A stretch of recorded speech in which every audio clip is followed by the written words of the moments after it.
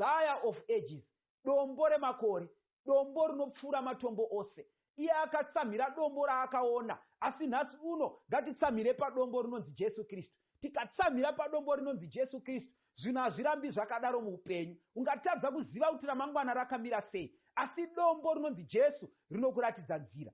Saka ndine imwe pfungwa yandinotarisa pamurume uyu anonzi Jacob. Jacob akaita chimwe chinhu chandoda kuti nhasi uno udzidzewo mutende akanditarisa. Ndinofunga kuti chinogona kukubatsira mukati meupenyu hwako. Akadzidza inonzi iyo the sleeping concept. Wakadzidza kunonzi kurara. Ari pakati pesango achifunga kuti mukoma ari kunditevera. Haasi kutoziva kuti zvichazovei. Haasi kuziva ramangwana kuti rakamira sei. Haasi kuziva rwendo ruri kumberi kuti rwakadii. Chaakagona kuita, wakatora dombo ndokuritsamira. Ndoda kufunga kuti muchinda uyu wakarangarira kuti kudenga kuna Mwari. Ari panzvimbo iyi wakaziva kuti ndinofanira kutsamira kuna Mwari. Newewo hama yangu, panguva yekuti life is uncertain, tsamira pana Mwari. Dzidza kurara hope. Kotsira urare hope. Dzidza kurara hope. So muchinda uyu wakarara hope.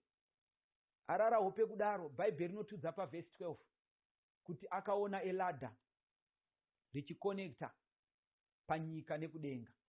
Ladha iri richikwidza nekudzika ngirozi dzaMwari.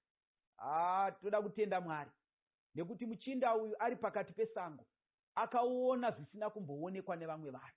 Zvirikuti Mwari unogona kuzviratidza mukati meupenyu hwako ukadzidza kurara hope. Usatambura. Kuna vazhinji vanoti matambudziko akauya vanotanga kuvhunduka, vamwe vanoridza mhere, vamwe vanotanga kumhanya kukwidza nekudzika vachitsvaga kuti ndiani angatibatsira. Asi ndoda kutenda nemuchinda uyu akadzidza kunonzi kurara hope, the sleeping concept. When challenges come to us, we must take a stone as a pillow and sleep. Kurara, the sleeping concept, inongobuditsa total trust in God. Kuti zvinhu zvakakupoteredza, mari yeschool fees hapana, imba kubhadhara mari hapana, zvose zvaunoda kuti uite hapana, wakamomoterwa nezvikwereti, vanhu vose vari kukuvhima kuda kukukanganisa.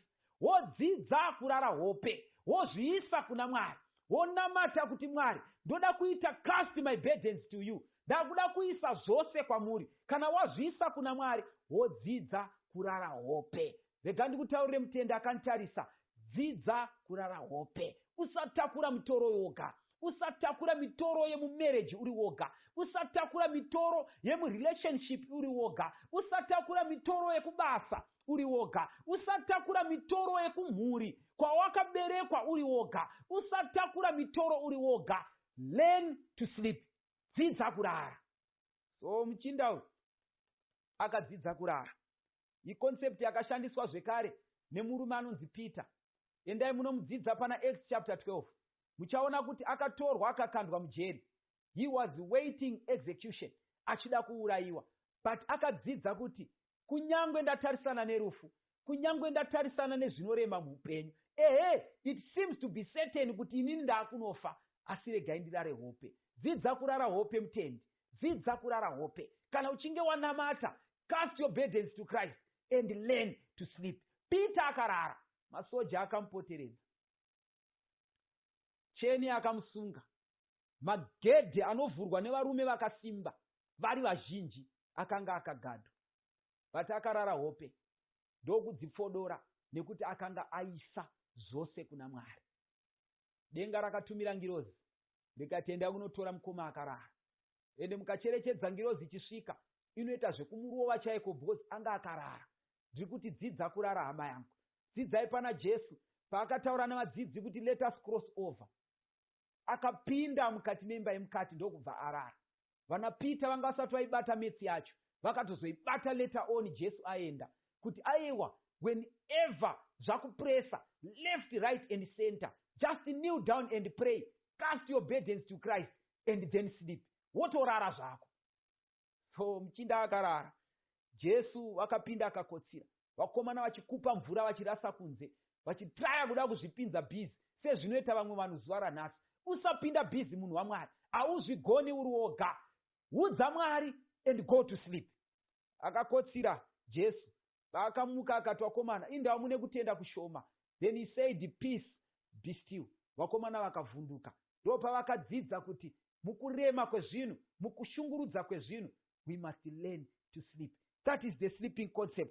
So Peter wakagona kurara. Ina handizive kuti chii chiri kukutambudza. Handizive kuti chii chiri kukuremera zuva ranhasi. Handizive kuti chii chakakupresa left, right and center. Ungatrai kutsanangura vanhu, but vanhu havasi kunzwisisa. Asi ndiri kuti zuva ranhasi, enda mukati memba yemukati, pfugama kuna Mwari, woudza Mwari. Kana wapedza, sleep, rara. Pakurara uku, hama dzangu, usazvishungurudza mukati mepfungwa. Don't keep on carrying your burdens. Kana wapinda mukati mebhazi, tura mutoro uise pasi, nekuti bhazi rakutakura. Tiri kuti mukati mezuva ranhasi, zvingakuremera zvakadii, but learn to sleep. Dzidza kurara. Whenever we sleep, tikakotsira, Mwari unozviratidza. Tikakotsira, Mwari unotiratidza zvinhu zvikuru. Zvikanzi there are things which are hidden from us until we lie down to sleep.